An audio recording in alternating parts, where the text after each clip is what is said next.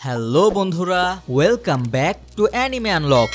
আজ আমরা ড্রাগন বল dimer episode number 7 explain করব। আর এখন পর্যন্ত আগের এপিসোড যদি না দেখে থাকেন তাহলে উপরে দেখানো কার্ড থেকে তা দেখে নিতে পারেন। তো চলুন আর কথা না বাড়িয়ে শুরু করা যাক এই মজাদার এপিসোড, যার নাম কলার। গত পর্বের শেষে গ্লোরিও গোকুকে একটি লড়াইয়ের জন্য চ্যালেঞ্জ করে, কিন্তু গোকুর সুপার সেইয়ান ফর্মের কাছে সে খুব সহজেই পরাজিত হয়। এদিকে আর্থে বুলমা শিনের স্পেসশিপটি মেরামত করে ফেলে, কিন্তু লঞ্চের সময়ই তা ব্যর্থ হয়। এপিসোডের শুরুতে বুলমা আবারও স্পেসশিপটি মেরামত করার চেষ্টা করছিল, কিন্তু সে বলে যে একটি ডিভাইসে এরর দেখাচ্ছিল, যা বুলমা পরিবর্তন করতে চেয়েছিল। তবে সে একটি ড্যামেজ হওয়া পাথরের জন্য কিছু করতে পারছিল না, যা এনার্জি কনভার্টারের একটি অংশ হিসেবে কাজ করছিল। কারণ বুলমা এর গঠন পরীক্ষা করে দেখে যে এটি পৃথিবী থেকেই নয়, বরং অন্য কোনো জগৎ থেকে এসেছে। ভেজিটা বুলমাকে জিজ্ঞেস করে সে কি এই ব্যাপারে কিছু করতে পারবে না। এতে বুলমা রেগে বলে কিভাবে সে কিছু করতে পারবে যদি এটা এমন একটি এলিমেন্ট হয় যা সে আগে কখনো দেখেইনি, এবং সে আরো বলে এটি একটি অত্যন্ত গুরুত্বপূর্ণ অংশ। তারপর ভেজিটা জানতে চায় এটি কি এমন একটি খনিজ যা শুধু ডিমন রেলমেই পাওয়া যায়, যার জবাবে বুলমা বলে সম্ভবত। ভেজিটা আরো জিজ্ঞেস করে বিকল্প হিসেবে পৃথিবীর কোনো উপাদান কি ব্যবহার করা যায় না। উত্তরে বুলমা বলে এটি সম্ভব, কিন্তু সেই ক্ষেত্রে অনেক সময় লাগবে। পিকোলো তখন বলে তাহলে এটা মেরামত করা অসম্ভব মনে হচ্ছে, যা বুলমাকে হতাশ করে। আর সে বলে সে এত দূর এসেছে শুধু কি ব্যর্থ হওয়ার জন্য। ভেজিটা তখন বিরক্ত হলে বুলমা আরো রেগে যায় এবং ভেজিটার উপর তার রাগ ঝাড়তে থাকে। বুলমা বলে সে রাতভর কাজ করেছে স্পেসশিপটি মেরামত করার জন্য এবং সে ভেবেছিল এটি সম্পন্ন হয়েছে, কিন্তু তারপরেই তা সবই বৃথা হয়ে গেল। বুলমা যখন রাগ দেখাচ্ছিল তখনই একটি প্লেন টেম্পেলে প্রবেশ করে এবং সেখান থেকেই গত পর্বে দেখানো নতুন চরিত্র হাইবিস বের হয়ে আসে এবং নিজের পরিচয় দেয়। তারপর হাইবিস তাদের জানায় যে সে রাজা কাদানের আদেশে তাদেরকে নিতে এসেছে।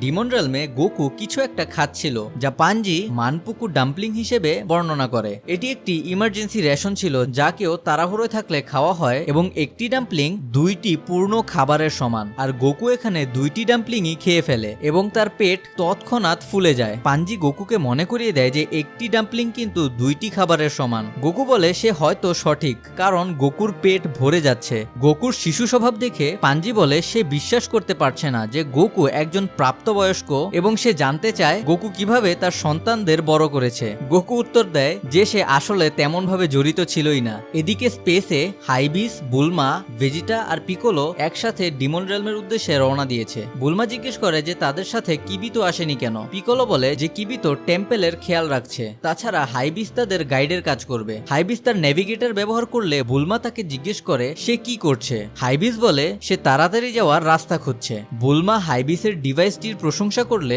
হাইবিস বলে সে তাড়াতাড়ি তাদের বন্ধুদের কাছে দিয়ে বিউটি পার্লারে যাবে, যা শুনে বুলমা বলে তাহলে মাজিনরাও বিউটি পার্লারে যায়। তখন কিং কাদান হাইবিসকে কল করে তারা কোথায় আছে জিজ্ঞেস করে। হাইবিস বলে তারা মাত্রই আর্থ টেম্পল থেকে বের হলো। কাদান তাদেরকে গোকুর তামাগামীদের সাথে লড়াইয়ের কথা জানায়, আর তারা ডিমন রেলমে পৌঁছালেই কাদানকে কল করে জানাতে বলে। ডিমন রেলমে পাঞ্জি প্লেনের জানালা দিয়ে বাইরে তাকিয়েছিল। এমন সময় সে কিছু একটা লক্ষ্য করে আর গ্লোরিওকে প্লেনটি থামাতে বলে। পাঞ্জি বলে সে একটি জেন্ডারমেরির প্লেন দেখেছে, এবং তার কথায় গ্লোরিও একটি দূরবীন দিয়ে দেখে যে আসলেই একটি জেন্ডারমেরির প্লেন তাদের ওপর দূর থেকে লক্ষ্য রাখছে। শিন বলে যে তাদের জেন্ডারমেরিদের সাথে দ্বন্দ্ব এড়িয়ে অন্য পথে যাওয়া উচিত।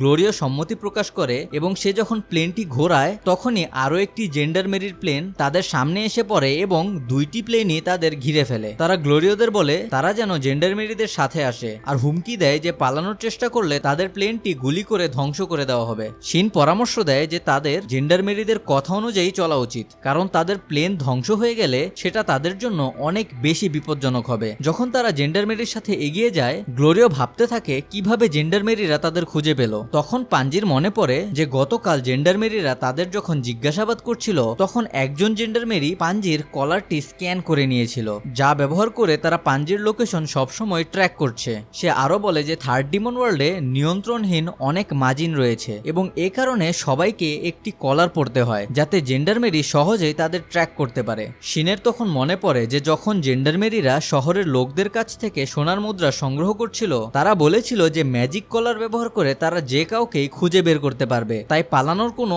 অর্থই নেই। গোকু পাঞ্জিকে পাঞ্জিকে জিজ্ঞেস করে এটি কি খোলা সম্ভব। পাঞ্জি বলে যে এটি খোলা অসম্ভব। তখন গ্লোরিও ধারণা করে যে জেন্ডারমেরিরা যদি জানতো গোকু তাদের সাথে নিশ্চিত আছে তাহলে তারা কোনো ওয়ার্নিং ছাড়াই সরাসরি আক্রমণ করে দিত। তাই হয়তো জেন্ডারমেরিরা নিশ্চিত নয় যে গোকু তাদের সাথে আছে কিনা। যখন তাদের জোর করে ল্যান্ড করানো হচ্ছিল, গোকু গ্লোরিওকে জিজ্ঞেস করে যে সে কি জেন্ডারমেরিদের ব্যাপারে কোনো ব্যবস্থা নেবে। গ্লোরিও বলে যদি জেন্ডারমেরিরা গোকুকে তাদের সাথে দেখে তাহলে তারা সবাই ওয়ান্টেড হয়ে যাবে এবং তারা ওয়ার্প সামা আর ব্যবহার করতে পারবে না। শিন তারপর গোকুকে প্লেনের পেছনে লুকিয়ে থাকতে বলে। পাঞ্জি বলে জেন্ডারমেরিরা তো সব জায়গায় তল্লাশি করবে। তখন শিন তাকে চিন্তা না করতে বলে এবং শিনকে দেখে মনে হচ্ছিল যে তার কোনো প্ল্যান আছে। ল্যান্ডিং এর পর শিন জেন্ডারমেরিদের জিজ্ঞেস করে কোনো সমস্যা আছে কিনা। তখন তাদের একজন আমাদের হিরোদের প্লেন থেকে শুধু নামতে বলে, কারণ তারা এটি তল্লাশি করবে। তারা নামার পর কিছু জেন্ডারমেরিরা প্লেনের ভেতরে ঢুকে যায় এবং তল্লাশি শুরু করে। যখন প্লেন থেকে আমাদের হিরোদের দূরে সরিয়ে নেওয়া হচ্ছিল, জেন্ডারমেরিরা প্লেনটি তখন ভালোভাবেই তল্লাশি করে এবং প্লেনের ভিতরে যা মালপত্র ছিল তা সবই একটি একটি করে বাইরে ছুঁড়ে ফেলতে থাকে। কিন্তু তল্লাশির পরও তারা কিছুই খুঁজে পায় না, যা পাঞ্জিকে অবাক করে দেয় এবং সে প্রায় চিৎকার করে ওঠে। যখন আমাদের হিরোদের সাথে থাকা জেন্ডারমেরি প্লেনের দিকে এগিয়ে যায়, তখনই গোকু পেছন থেকে পাঞ্জির কাঁধে ট্যাপ করে। পাঞ্জি আতঙ্কে চিৎকার করার ঠিক আগেই শিন তার মুখ চেপে ধরে এবং গ্লোরিও তার বডি দিয়ে তাদের ঢেকে দেয় যাতে জেন্ডারমেরি তাদের দেখতে না পারে। তারপর গোকু দৌড়ে একটি ঝোপে গিয়ে লুকিয়ে যায়। জেন্ডারমেরিরা নিজেদের মধ্যেই তখন তর্ক শুরু করে এবং তাদের একজন বলে সে নিশ্চিত ছিল যে গ্লোরিওদের মধ্যে কোনো ঝামেলা রয়েছে। গ্লোরিও তাদের একজনকে জিজ্ঞেস করে যে তারা কি সন্তুষ্ট হয়েছে। তারপর সে জেন্ডারমেরি চলে যেতে শুরু করে। পাঞ্জি শিনকে জিজ্ঞেস করে গোকু এটা কিভাবে করলো। শিন পাঞ্জিকে জানায় যে গোকু টেলিপোর্ট করতে পারে, যা পাঞ্জি আগে জানতো না। গোকু শিনের কি অথবা চিকে একটি সংকেত হিসেবে ব্যবহার করে তার কাছে ইনস্ট্যান্টলি টেলিপোর্ট করেছিল। পাঞ্জি শিনের টেলিপোর্ট বা কি সম্পর্কে বলা কিছুই বুঝতে পারে না, তবে সে বলে যাই হোক না কেন এটি অসাধারণ এবং জাদুর মতো, এবং সে অবাক হয়ে যায় যে গোকু এই সবকিছুই করতে পারে। তখন একজন জেন্ডারমেরি পাঞ্জিকে ডাকে এবং তার দিকে ছুটে আসে। গ্লোরিও তাকে বাধা দেওয়ার চেষ্টা করলে জেন্ডারমেরি গ্লোরিওকে ধাক্কা দিয়ে সরিয়ে দেয়। জেন্ডারমেরি বলে যে তারা পাঞ্জিকে কিছু প্রশ্ন জিজ্ঞেস করবে এবং তাকে তাদের সাথে যেতে হবে।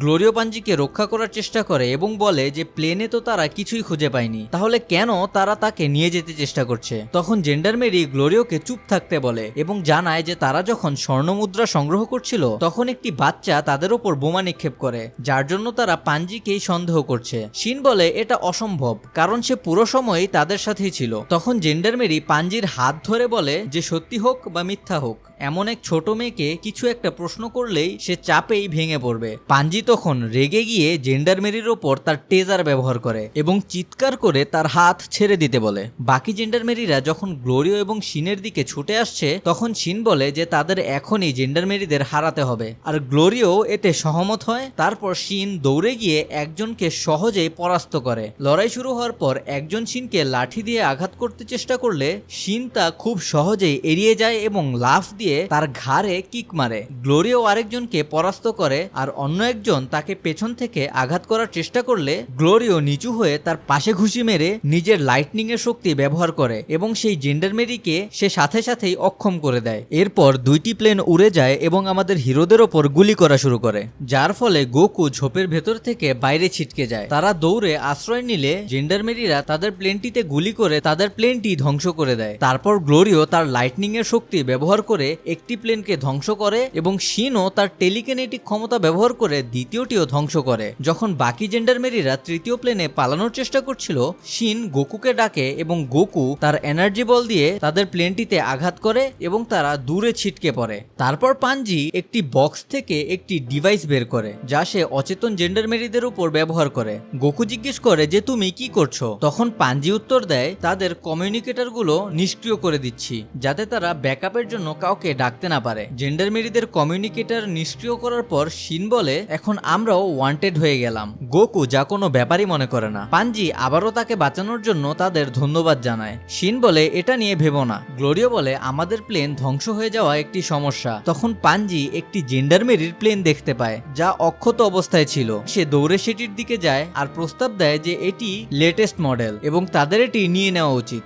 আমাদের হিরোরা কোনো আপত্তি করে না এবং তাদের মালপত্রগুলো প্লেনে লোড করা শুরু করে। পাঞ্জি কৃতজ্ঞ যে তাদের মালপত্র বেশিরভাগই অক্ষত রয়েছে। শিন তখন বলে যে যদি জেন্ডারমেরিরা তাদের মালপত্র ফেলে না দিত তাহলে প্লেনের ভিতরে রাখার ফলে সেই মালপত্রগুলো প্লেনের সাথেই ধ্বংস হয়ে যেত।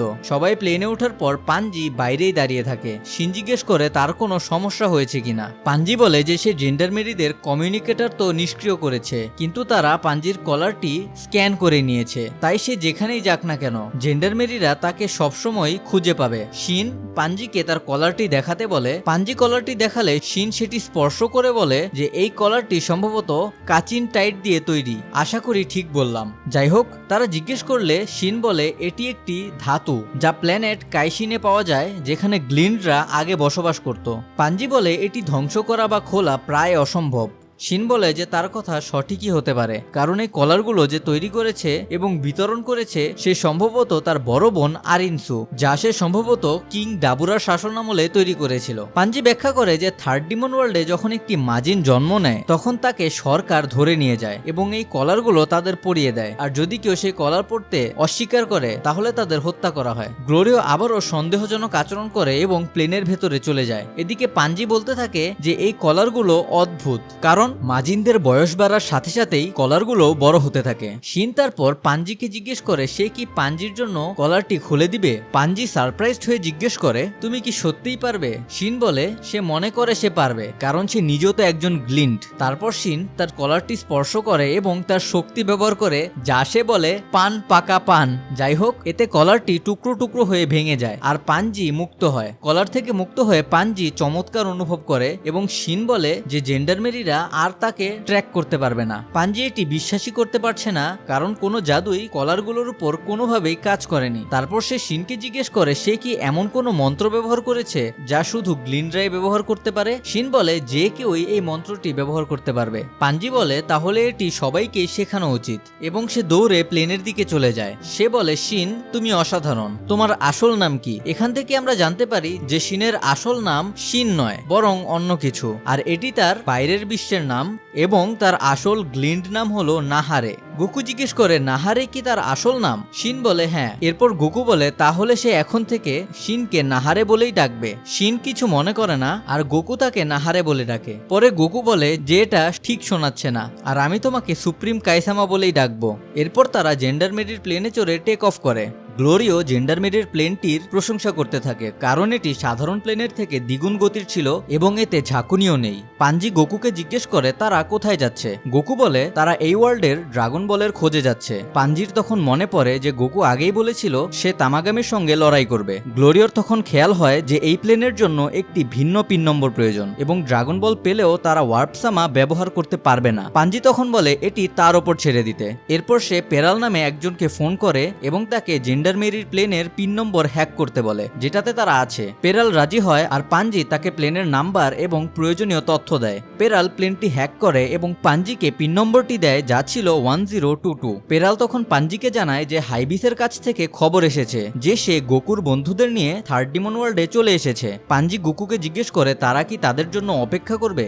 গোকু বলে যে তাদের একটু তাড়া আছে, তাই তাদের এগিয়ে যাওয়া উচিত আর তাদের বন্ধুদের তাদের সঙ্গে যোগ দিতে বলা উচিত। শিন গোকুকে জিজ্ঞেস করে সে কি সত্যিই তাদের জন্য অপেক্ষা না করে চলে যেতে চায়। গোকু বলে সে তাড়াতাড়ি তামাগামীদের সঙ্গে লড়াই করতে চায়, তাই সে অপেক্ষা করতে চাচ্ছে না। এদিকে থার্ড ডিমন ওয়ার্ল্ডে পৌঁছানোর পর বুলমা একটি ফ্লাইং ভলকেনোর দিকে বিস্ময়ে তাকিয়ে থাকে। তারপর সে থার্ড ডিমন ওয়ার্ল্ডের দুর্গন্ধ নিয়ে মন্তব্য করে। হাইবিস তার কমিউনিকেটর দিয়ে রাজা কাদানের সঙ্গে তখন কথা বলছিল। কাদান হাইবিসকে নির্দেশ দেয় যে তাদের অতিথিদের গোকুর কাছে নিয়ে যেতে, কারণ হাইবিস এই ওয়ার্ল্ড ভালোভাবে চেনে। হাইবিস বলে সে পারবে না কারণ তার একটি ডেট আছে। কাদান বলে হাইবিস মিথ্যা বলছে, কারণ তার তো কোনো গার্লফ্রেন্ডই নেই। তখন কাদান হাইবিসকে মানানোর জন্য বলে যে হাইবিস যদি তার কথা শোনে তাহলে সে যা খেতে চাবে তাই কাদান তাকে কিনে দিবে। হাইবিস তখন একটি পোকাযুক্ত লার্জ সাইজের পিৎজা খেতে চায়। এটি শুনে বুলমা অনেক অস্বস্তি বোধ করে।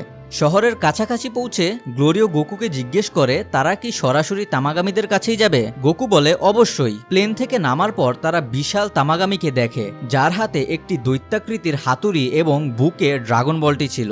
ড্রাগন বল দেখে গোকু বলে এটি অনেক বড় এবং দেখতে অনেকটা প্ল্যানেট নামেকের ড্রাগন বলের মতো। পাঞ্জি বলে এই তামাগামীর নাম হলো তামাগামী নাম্বার 3 এবং এটি এখানে দাঁড়িয়ে থেকেই ড্রাগন বলটি রক্ষা করে। গোকু বলে এটি দেখতে সত্যিই অনেক শক্তিশালী। পাঞ্জি বলে অবশ্যই, কারণ সে কখনো শুনেনি যে কেউ এই তামাগামের সঙ্গে লড়াই করে জিতেছে। গোকু বলে এর যে বিশাল হাতুড়ি আছে তা কি এটি ব্যবহার করবে। গ্লোরিও গোকুকে বলে যে সে তার লাঠি ব্যবহার করতে পারে। গোকু বলে তামাগামিটি যদি এই হাতুড়ি দিয়ে তাকে আঘাত করে তবে তো সে পিষ্ট হয়ে যাবে। পাঞ্জি বলে এটাই সে বলছে, কারণ কেউ এই তামাগামিকে কখনোই হারাতে পারবে না। গোকু বলে তাহলে তো তাকে এটাকে হার মানাতেই হবে। গ্লোরিও বলে গোকুকে 1-on-1 লড়াই করতে হবে। পাঞ্জি বলে যদি এমন মনে হয় যে তামাগামি তাকে মেরে ফেলবে তখনই তার হাল ছেড়ে দেওয়া উচিত। গ্লোরিও জিজ্ঞাসা করে গোকু কি এখনই লড়াই শুরু করতে চায়, কিন্তু গোকু বলে আগে তার খাবার আর বাথরুম দরকার। পাঞ্জি জিজ্ঞেস করে সে কি সত্যিই লড়াইয়ের আগে খেতে চায়। তখন গোকু বলে সে কোনো একটা সুগন্ধি খাবারের গন্ধ পাচ্ছে,